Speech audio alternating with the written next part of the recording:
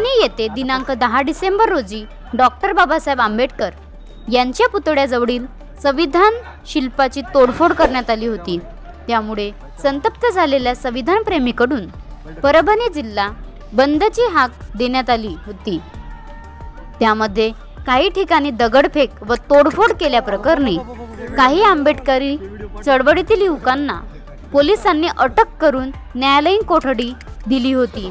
त्यातीलच एक भीमसैनिक सोमनाथ सूर्यवंशी याची पोलीस कोठडीतच मृत्यू झाल्याने आज दिनांक 16 डिसेंबर रोजी रिपब्लिकन सेनेच्या वतीने आनंदराज आंबेडकर यांना महाराष्ट्र बंदची हाक दिली होती।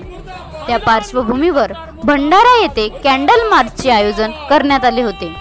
हा कॅन्डल मार्च महात्मा ज्योतिबा फुले यांच्या पुतळ्यापासून अभिवादन करून गांधी चौक मार्गे डॉक्टर बाबासाहेब आंबेडकर स्मारक त्रिमूर्ती चौक येथे समारोप करण्यात आला। त्या प्रसंगी समता सैनिक दलाच्या वतीने शहीद सोमनाथ सूर्यवंशी यांना श्रद्धांजली वाहण्यात आली व सॅल्यूट करण्यात आले।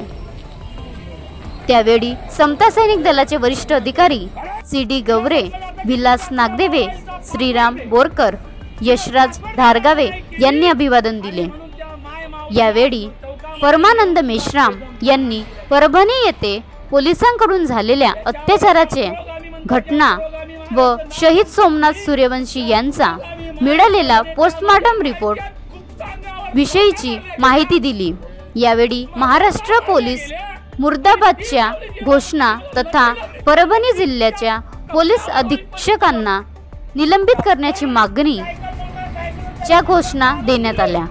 या श्रद्धांजली वेळी पुरणलाल लोणारे, श्रीराम गणेर, सूर्यभान हुमने, नाशिक चौरे, रवींद्र ढोके, प्राध्यापक मंगेश्वर बडगे, अमृत बनसोड, महादेव मेश्राम, सुशील नगराडे, यशवंत नंदेश्वर, कैलाश टेंभुर्णे, मनसाराम दहिवले, विजय जाधव, प्रणिता मेश्राम, RR बनसोड, प्रल्हाद मेश्राम, भाऊराव बनसोड, कुंदन शेंडे, मुरलीधर भैसारे, अजय मेश्राम, पौर्णिमा मेश्राम, विनोद रामटेके, SS बोरकर, अजय तांबे, चंद्रशेखर खोब्रागडे, पायल गानार, विनीत देशपांडे, विनय बनसोड, चांद बागडे यांच्यासह मोठ्या प्रमाणावर महिला व भीमसैनिकांची शेकडोच्या संख्येत उपस्थिती होती। कार्यक्रमाचे संचालन शशिकांत भोयर यांनी केले।